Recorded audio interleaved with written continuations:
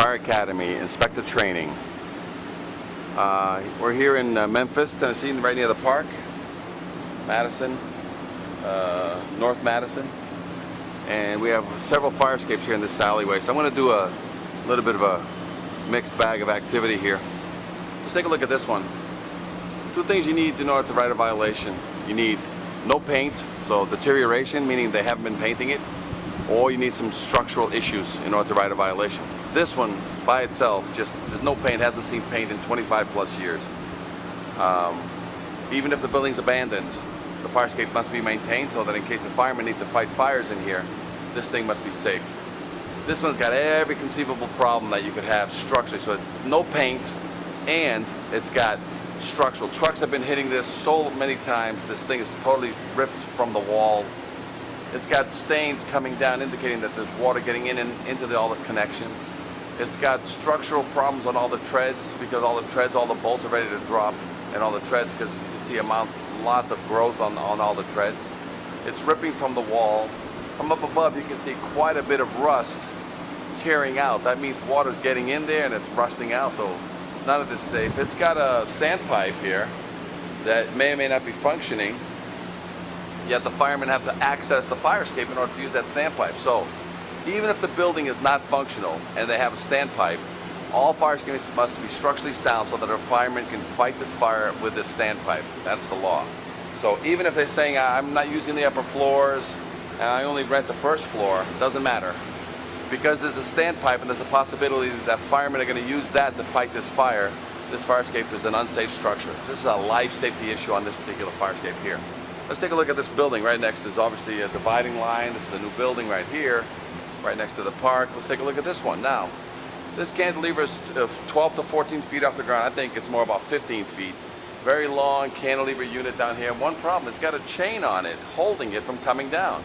Now, that stops anybody from using this cantilever in any way because it's tied up. So whoever did this, tying it up, doesn't let this cantilever be used in any way during an emergency. So it's got all this contraption.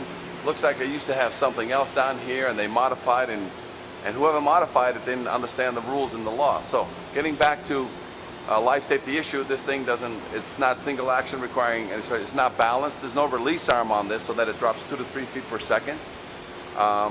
And if it comes down, it'll go back up because it's balanced backwards. Another thing you gotta look for on the fire escape is there more rust than paint or more paint than rust on this fire escape? The bolts on this fire escape are original, but the rest of the fire escape looks like it's got more paint than rust. So we don't have a problem really with the paint, even though it could use a paint job. But structurally, it's got the same bolts as when it was originally built. So you got all square head bolts on the fire escape, meaning the chances of it having any refurbishment in its history is not likely. But you look at the wall, you see all kinds of stains, rusty stains coming from the supports. That's an indication that water is getting into the supports and it's eating at the through bolts that are into this building or the connections into the cement. So right here you can see a lot of rust tears coming from the support itself. That's an indication that you have a structurally unsound structure here, and as an inspector we would never sign off on something like this. The violation would be both a structural violation and the violation would be written repair, paint, and test the existing fire escape. Now let's take a look at the other side, what we have here. Now we have another fire escape on this side, and it has one of these ladders, and it has some sort of drop or wire or something that lets this thing drop.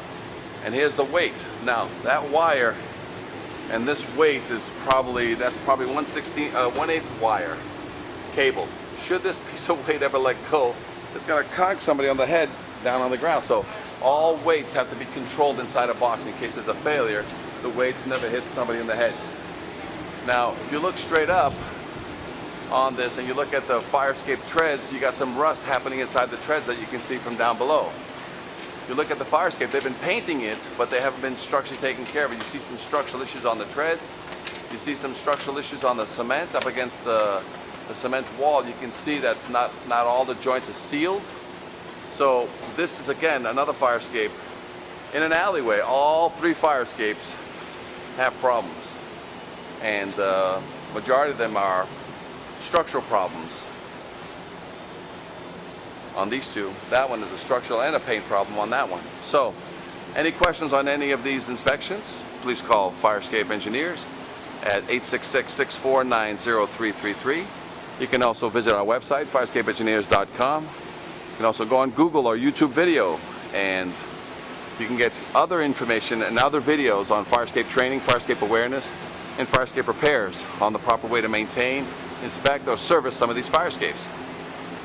We also offer free consultation and free implementation of a fire escape awareness program in your city by offering you and giving you free industry standard confidence test, fire escape confidence test, industry standard fire escape tags, industry standard repair procedures, as well as industry standard load test criteria. Give us a call, we can help you out with the process, or visit us online to get more information.